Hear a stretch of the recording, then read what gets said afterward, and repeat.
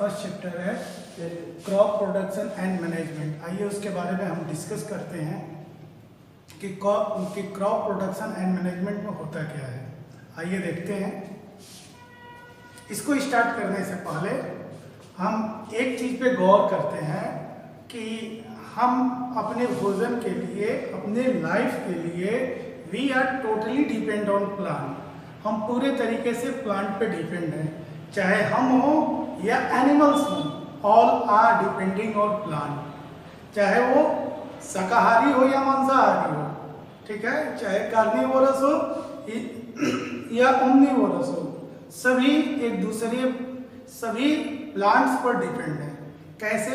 जैसे हम अपने भोजन के लिए क्या करते हैं, प्लांट्स से या तो सब्जियां जो है वो प्लांट से लेते हैं, चाहे जो भोजन है वो सारा कुछ हम प्लांट से ले लेते हैं, उसको घर पे बनाते हैं। वो प्लांट से जो भी हम अपनी फूड लेते हैं वो यूज़ करते हैं हम अपनी बॉडी में, किस लिए? वर्क करने के लिए, एनर्जी गेन करने के लिए। वो जो है फूड हमारा यूजफुल होता है या तो हमारी बॉडी की जितनी भी प्रोसेस है उसको सुचारू रूप से करने के लिए, ठीक है। अब बात करते हैं टॉपिक पे क्रॉप प्रोडक्शन एंड मैनेजमेंट। देखिए क्रॉप होता क्या है? मेन चीज क्रॉप मीन्स होता है फसल। When plants of same kind, जब एक ही तरह के प्लांट को are grown and cultivated at one place on a large scale, मतलब एक जगह पर बहुत सारे प्लांट को ग्रो किया जाता है और कल्टीवेट किया जाता है लार्ज स्केल में, मतलब बहुत ज़्यादा मात्रा में, क्वांटिटी में, उसे ही हम क्रॉप कहते हैं, फसल कहते हैं। मीन्स सिंपली सी गणित है कि ज़्यादा से ज़्यादा एक ही तरह के प्लांट का प्रोडक्शन क्रॉप कहलाता है। और क्रॉप के टाइप कितने हैं? देखिए there are 3 types of crops. पहला होता है खरीफ क्रॉप, दूसरा होता है रबी, तीसरा होता है जेट क्रॉप्स। तो खरीफ क्रॉप क्या होता है? इसको रेनी क्रॉप भी कहा जाता है, मतलब ये रेनी सीजन में होता है, इसको ज्यादा से ज्यादा पानी की जरूरत, वाटर की जरूरत होती है। रबी क्रॉप इसको कहा जाता है आपका विंटर क्रॉप,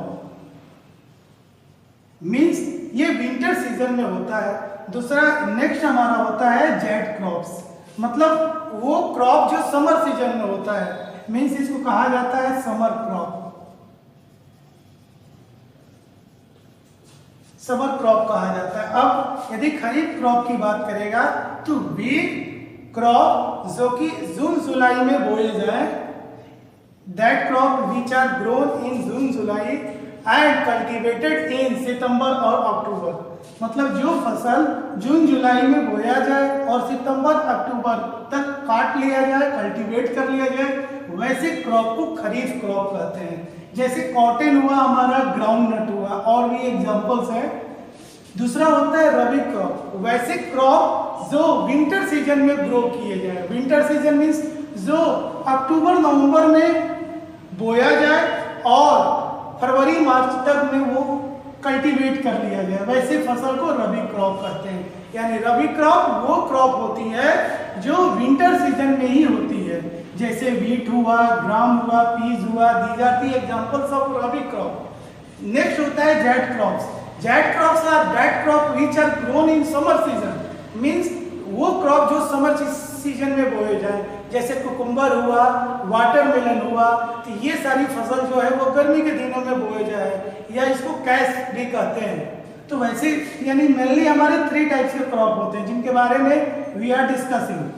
अब वेरियस एग्रीकल्चर प्रैक्टिसेस मीन्स क्या क्या एग्रीकल्चर में, जैसे हम तो खेती करते नहीं हैं भाई, हम लोग थोड़े किए हैं, लेकिन हमको पढ़ना है इसलिए कि भाई हम उसके बारे में जानकारी रखें, कभी जरूरत पड़े तो उसको जानें। तो एग्रीकल्चर प्रैक्टिसेस मीन्स क्या क्या खेती में क्या क्या तरीके से हमारी खेती की जाती है या क्रॉप को कल्टीवेट किया जाता है। तो पहला जो हमारा है वो है प्रिपरेशन ऑफ सॉइल, मीन्स फसल लगाने से पहले हम मिट्टी को प्रिपेयर करते हैं, सॉइल को प्रिपेयर करते हैं। तो प्रिपेयर कैसे करते हैं? हम क्या करते हैं कि जैसे हल के द्वारा, पलाव के द्वारा हम उसको नीचे से, जैसे जो हमारा पलाव होता है वो एक तरह का नुकीला टाइप का पोर्शन होता है जिसके थ्रू वो ट्रैक्टर में लगकर वो नीचे की मिट्टी को ऊपर करता है। मीन्स वो लगभग में 5 सेंटीमीटर या 10 सेंटीमीटर तक क्रॉप मिट्टी को निकालता है। और या तो और भी तरीके हैं, जो बड़े बड़े हमारे एक पलाऊ और भी होते हैं जिसका काम है वो बड़े बड़े चट्टानों को मिट्टी से निकालता है और उसको क्या किया जाता है कि छोटे छोटे टुकड़ों में बदलकर उसको ऐसा किया जाता है कि एकदम वो भुरभुरा हो जाए। भुरभुरा मीन्स मतलब वाटर एब्जॉर्बिंग कैपेसिटी उसकी बढ़ जाए, ठीक ना। उसके हर पार्ट अलग अलग हो जाए। हर पार्ट अलग होने का मतलब है उसके हर पार्ट तक एयर की मूवमेंट हो, एयर जाए, ठीक है। तो उसको प्रिपरेशन ऑफ सॉइल कहते हैं। इसमें भी ज्यादा समय लगते हैं, ठीक है। उसके बाद उस मिट्टी को भुरभुरा बनाया जाता है, उसको पूरे तैयार किया जाता है। उसके बाद क्या करते हैं, सोइंग।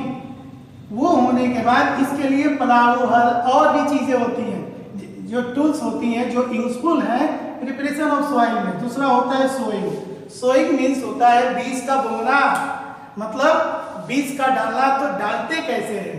बीज होता क्या है, जैसे आप कोई भी फल लेते हैं, कोई भी आप फ्रूट लेते हैं, कोई भी कोई भी फ्रूट लेते हैं, उसमें आप देखते हैं उसके जब पूरे पोर्शन को खा जाते हैं तो लास्ट में, जैसे मैंगो है तो मैंगो में वो गुठली होती है नहीं, उस तरीके से उसमें भी वो क्या है, गुठली जो है वो हमारा सीड्स है। जैसे जामुन है उसमें भी वो सीड्स हैं। तो वही सीड्स को जब लगाया जाता है तो वही ट्रीज के रूप में तैयार होता है। तो उसमें टाइम लगते हैं 2 से 5 साल, 6 साल।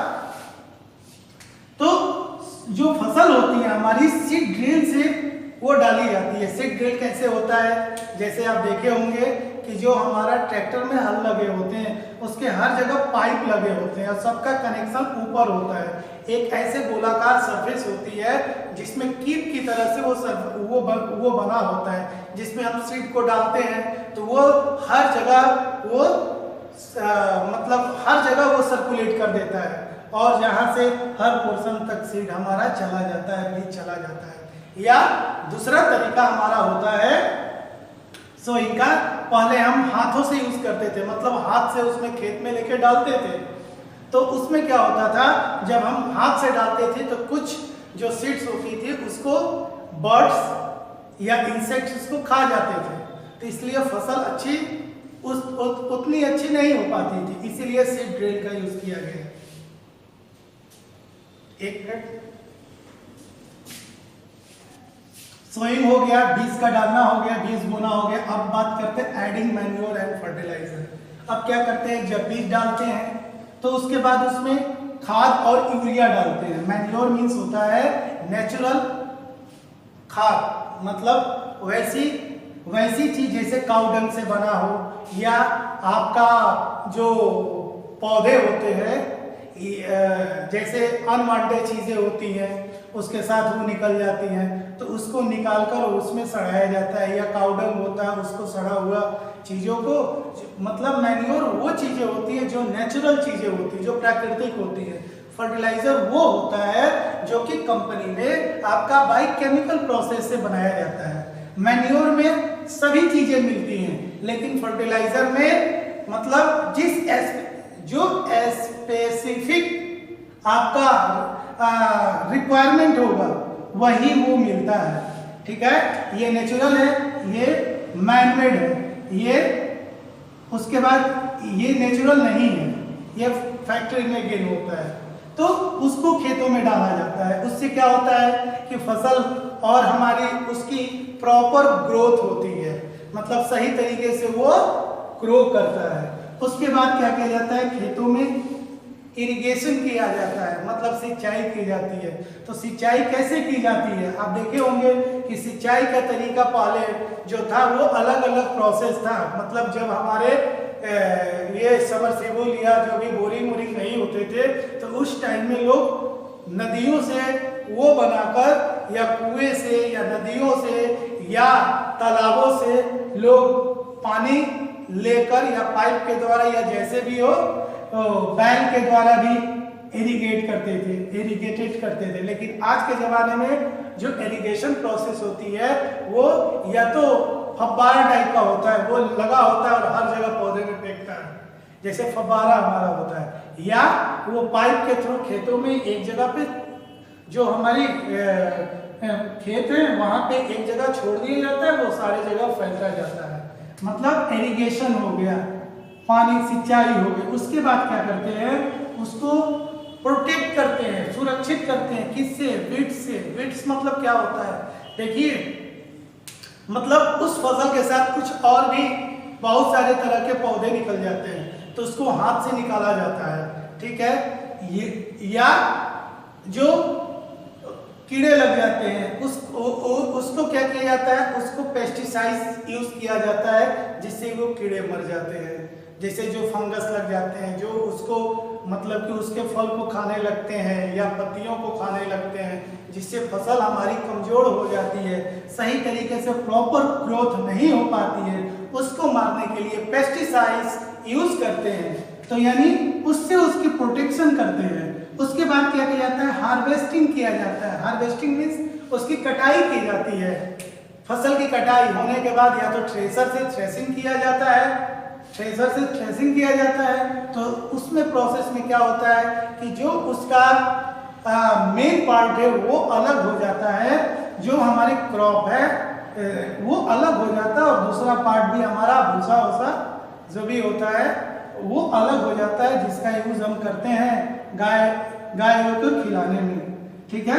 उसके बाद जो फसल हमारी निकली, हार्वेस्टिंग हुई, उसके बाद उसे स्टोरेज किया जाता है। स्टोरेज मीन्स लार्ज स्केल पे उसको रखा जाता है घर में, या जो हमारे वो जहाँ पे इसको सुरक्षित रखा जाता है वहाँ पे इसको, जैसे गवर्नमेंट के भी बहुत जगह ऐसी जगह है कि जहाँ पे स्टोरेज किया जाता है, ठीक है।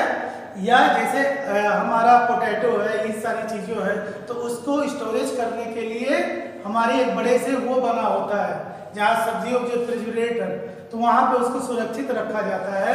या तो घरों में, ज़्यादातर लोग घरों में उसको रखकर सुरक्षित करते हैं, या कुछ लोग उससे बाजार में तुरंत आए तुरंत बेच देते हैं, लेकिन स्टोर करते हैं।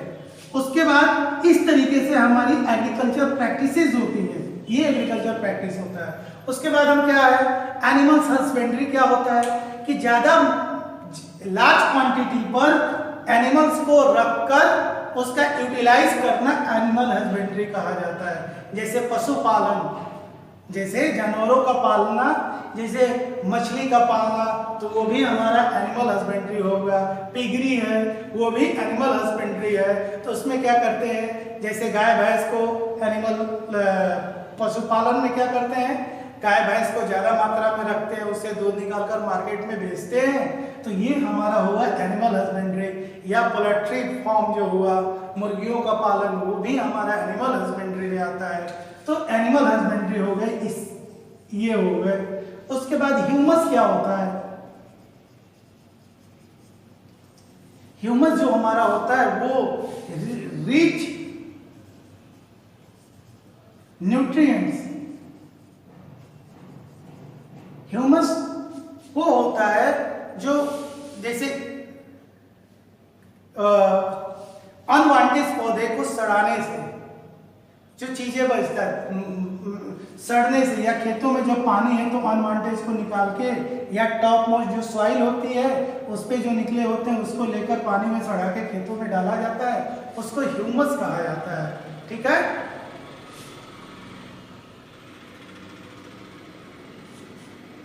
जो बनता है डिकेइंग, और डिकेइंग के द्वारा, जैसे जानवरों के हैं डिकेइंग के द्वारा, या अनवांटेड वेट्स या सीड्स या अनवांटेड प्लांट के द्वारा हमारा ह्यूमस बनता है। इस तरीके से ये आपका crop production and management chapter. Okay, thank you for it.